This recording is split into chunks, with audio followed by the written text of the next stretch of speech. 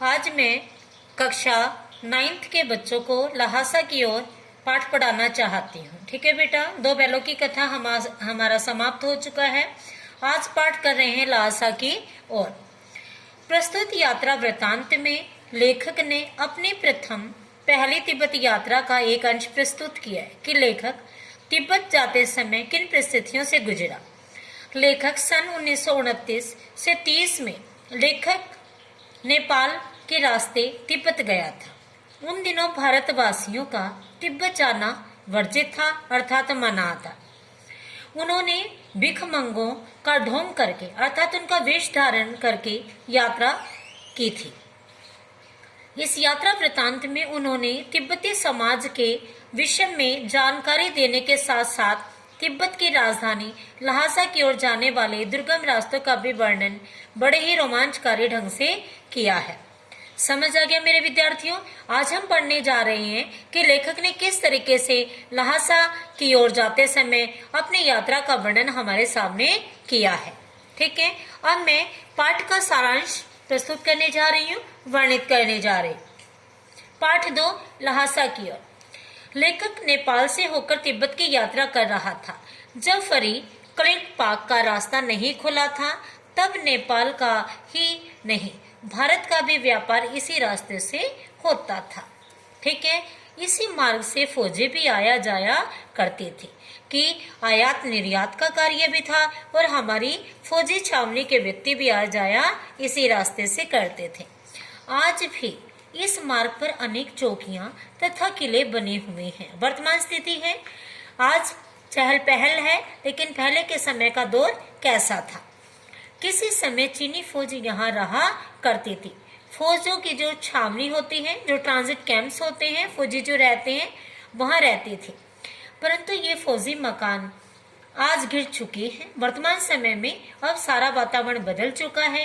दुर्ग का कोई भाग यानी कि किले का कोई भी नामो निशान आबाद दिखाई देता नहीं है। तिब्बत में जाति पाति का भेदभाव नहीं था। हमारे लेखक वहां जाते समय जो सामाजिक, धार्मिक और जो व्यक्तियों की सोचन शक्ति है, जो व्यक्ति सोचते हैं, वहाँ के समाज के बारे में वर्णित करते हुए कहते हैं कि तिब्बत में जात पात का कोई भेदभाव नहीं है। औरतों के लिए पर्दा प्रथा भी वहाँ पे नहीं थी। तो हमें दो जानकारी मिली है।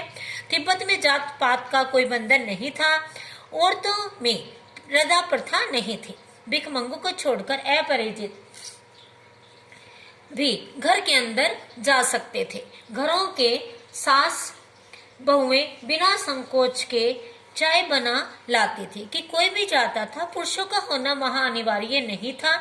वहां चाय, मक्खन और सोडा नमक मिलाकर तथा सोडने में यानी कि जैसे कुंडी सोटा है छोटी जिसमें हम अदरक कूटते हैं, एक ऐसे पात्र में कूटकर मिट्टी के दांतेदार बर्तन में परोसती जाती थी। अर्थात इस तरह का बंधन नहीं था कि कोई जा रहा है और वहां पुरुष हो तभी वो सेवा करेंगे।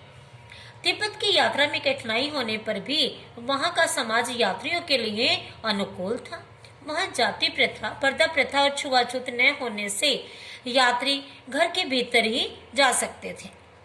वहां की बहू या सास को अपनी झोली से चाय देकर बनवा सकते थे। वह चाय बनाकर टोटीदार बर्तन में दे देंगी आपको। यात्री अपना मक्खन खुद चौड़ी में मत कर लाकर चाय में डाल सकते थे। अर्थात वहां की महिलाएं किसी भी यात्री के लिए सेवा भाव में लीन रहती थी। परित्यज्य यानी कि त्यागा हुआ। चीनी किले से चलने पर एक आदमी लेखक से राहगारी मांगने लगा कि रास्ते में जाते समय जो उसे सहायता की थी उसका किराया मांगने लगा। लेखक ने अपनी तथा सुमति की चिट्ठी दिखा दी। लेखक सुमति जो उसका मित्र है, घूमने गया है, तिब्बत की यात्रा पर गया, उसके बारे में वर्णन है। चिट्ठी जिस तरह से हम टिकट दिखा दे रहे। सुमति के परिचय से लेखक को थोरला के आखिरी गांव में ठहरने के लिए उचित जगह मिल गई थी। थाड़ा तिब्बत के खतरनाक घने जंगलों एवं ऊंची नीची पहाड़ियों से भरे स्थान है। ठीक है बेटा, सुमति पहले भी तिब्बत की यात्रा कर चुका था, उसके कारण हमारे लेखक का वहां परिचय हो गया और आखिरी गांव में ठहरने का सुअवसर उसे मिल गया। डांडा तिब्बत के खतरनाक घने जंगलों एवं ऊंची नीची पहाड़ियों से भरे स्थान है। यह स्थान 16-17 हजार फीट की ऊंचाई पर स्थित है। यहाँ दोनों तरफ मीलों तक कोई भी बेटा गांव नहीं है। रास्ते बियावान हैं, रास्ता टेढ़ा मेढ़ा तथा निर्जन है। यहाँ कोई भी आदमी दिखाई नहीं देता, अर्थात कोई आता जाता नहीं है।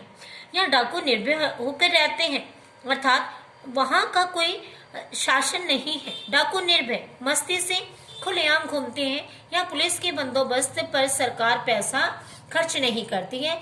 यहाँ डाकू किसी भी समय हत्या कर उसे लूट लेते हैं। पहले वो मारते हैं, फिर उनका धन लूटते हैं। डाकू यात्री को पहले मार डालते हैं। यदि डाकू राही को न मारे तो हो सकता है वो उसका विरोध करेगा और लूटने के बाद क्या पता उसके लिए खतरा बन सके, क्योंकि उनके पास भी पिस्तौल या बंदूकें होती हैं। लेखक तथा सुमति भिखमंगों के वेश में यानी कि पोशाक में यात्रा कर रहे थे ताकि वे डाकुओं से बच सके। ठीक है, डाकू उन्हीं को लूटते हैं जिनके पास कोई सामान दिखाई देता है। वे जहां भी खतरे की स्थिति देखती वहां टोपी उतारकर भीख मांगने लगते। 16-17 हजार फीट की ऊंचाई चढ़ने के लिए वे घोड़ों पर गए थे। दोपहर के समय वे डांडा पहुंच गए, एक ऐसा स्थान था जहां वो जाना चाहते थे।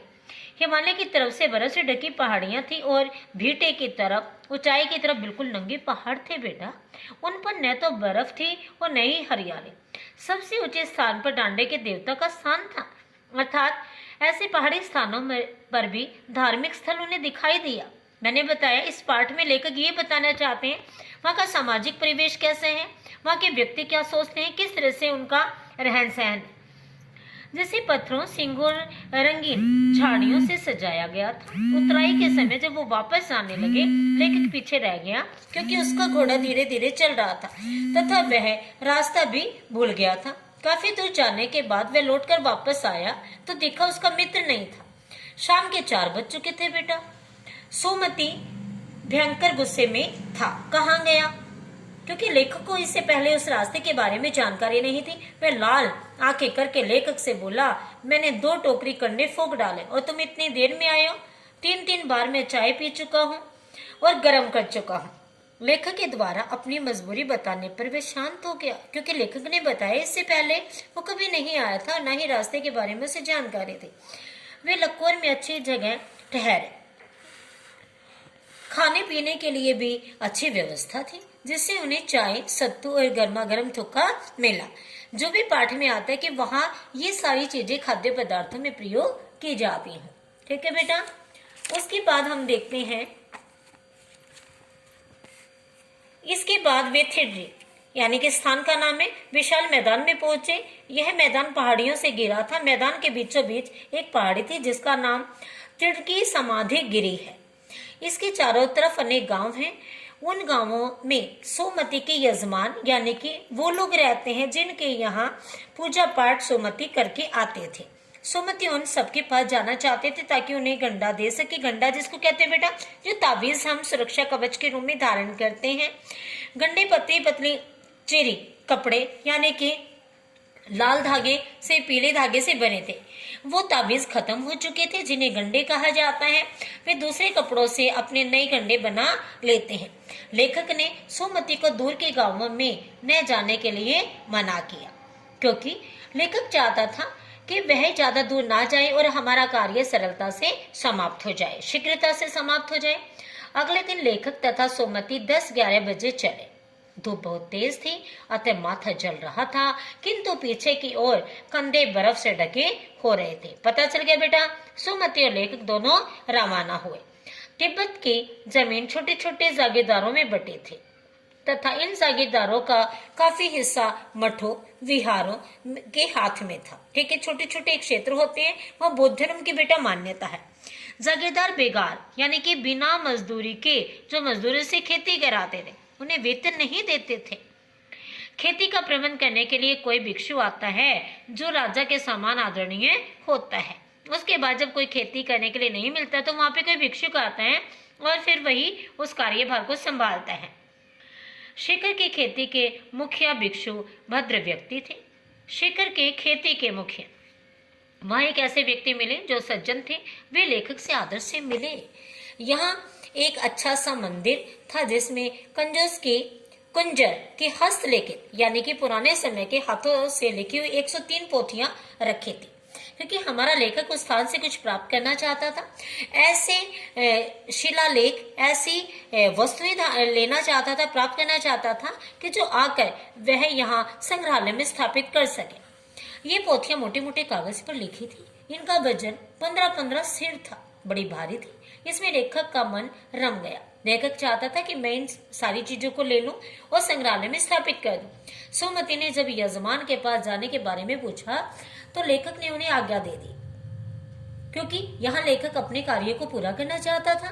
त्रिगुणी वहां से ज्यादा दूर न होने से लेखक ने अपना सामान उठाया और भिक्षुओं से विदा लेकर चल पड़ा। ठीक है बेटा, यहाँ तक आपको समझ आया? ये था हमारे पाठ का सार। इसके प्रश्न उत्तर मैं करवा चुकी हूँ बेटा। इसके क्वेश्चन आंसर आप कंठस्थ करेंगे।